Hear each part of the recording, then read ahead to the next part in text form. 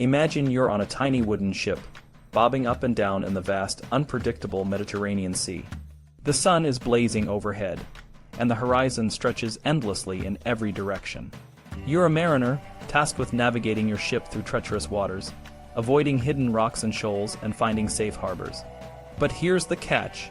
You have no modern GPS, no radar, no satellite maps.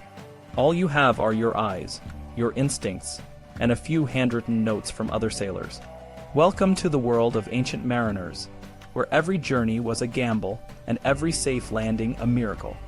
In the ancient world, the sea was both a highway and a mystery. For centuries, mariners relied on oral traditions and personal experiences to navigate. They passed down their knowledge from one generation to the next, sharing secrets about the safest routes, the most dangerous shoals, and the best places to anchor. This knowledge was crucial for trade, exploration, and survival. But it was also a closely guarded trade secret, often kept within a family or a small group of trusted sailors.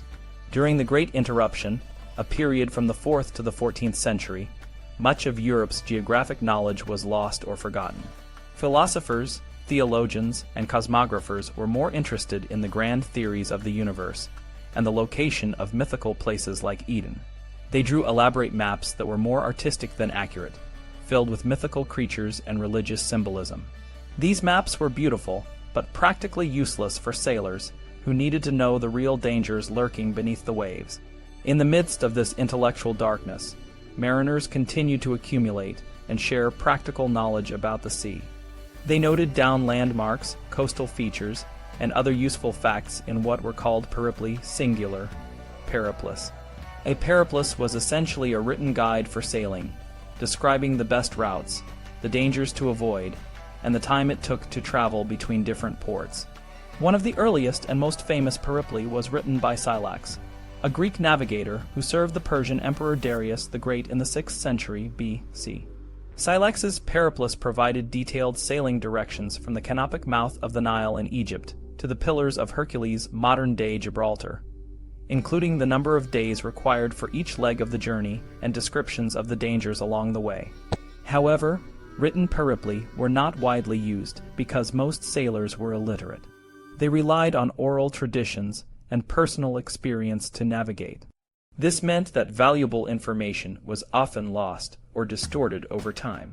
It wasn't until the 13th and 14th centuries that written sea charts, known as portolanos, began to appear. These charts were more detailed and accurate than the earlier peripli, showing the coastlines of the Mediterranean and the Black Sea with a level of precision that had never been seen before. Portolanos were portable and could be tested and corrected on the spot, making them incredibly useful for mariners. Despite their practical origins, portolanos became a source of reliable information for some of the most famous mapmakers of the Renaissance, such as Gerardus Mercator and Abraham Ortelius. These cartographers incorporated the detailed observations of working mariners into their maps, creating some of the most accurate and comprehensive atlases of the time. Even in the late 16th century, Dutch mariners were still using the coastal outlines and cautions provided by mariners from 2 centuries earlier. The sea was the perfect environment for the development of scientific cartography.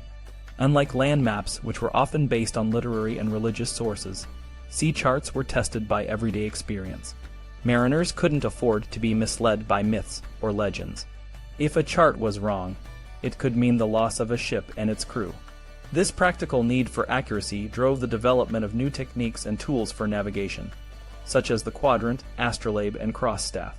As European explorers began to venture beyond the familiar waters of the Mediterranean, they faced new challenges.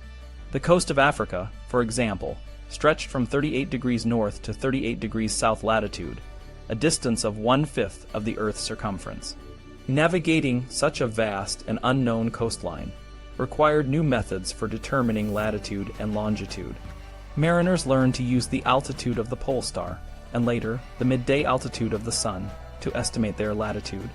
By the early 16th century, marine charts began to show scales of latitude, and numerous places on the African coast had their latitude defined.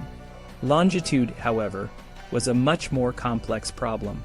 Mariners continued to rely on dead reckoning, estimating their position based on the course and distance traveled from a known point. It wasn't until the 18th century that the invention of the marine chronometer made it possible to determine longitude with sufficient accuracy for navigation. The revival of Ptolemy's geography in the 15th century was a turning point in the history of cartography.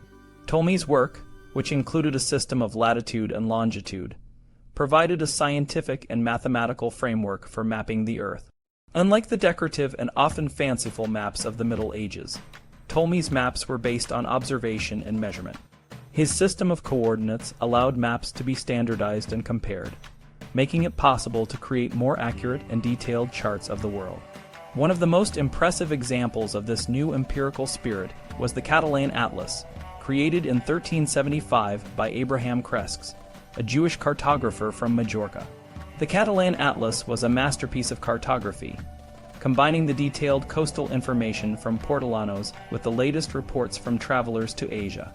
It showed the world as it was known at the time, with accurate depictions of the Mediterranean, the Black Sea, and parts of Asia. Unlike earlier maps, which were filled with myths and legends, the Catalan Atlas left vast regions of the world blank, acknowledging what was not yet known. The Catalan Atlas and other portolano atlases were a significant step forward in the development of scientific cartography. They showed that the world was larger and more complex than previously thought, and they paved the way for the great age of exploration that followed. As European explorers began to sail beyond the Pillars of Hercules and into the open ocean, they relied on the detailed and accurate charts that had been developed by mariners over centuries of practical experience. The sea was the nursery of scientific cartography, because it was a realm where facts and experience were more important than myths and traditions. Mariners couldn't afford to be misled by religious or literary sources. They needed to know the real dangers of the sea, and they developed the tools and techniques to do so. The legacy of these ancient mariners can still be seen in the maps and charts we use today, a testament to the power of practical knowledge and the human spirit of exploration.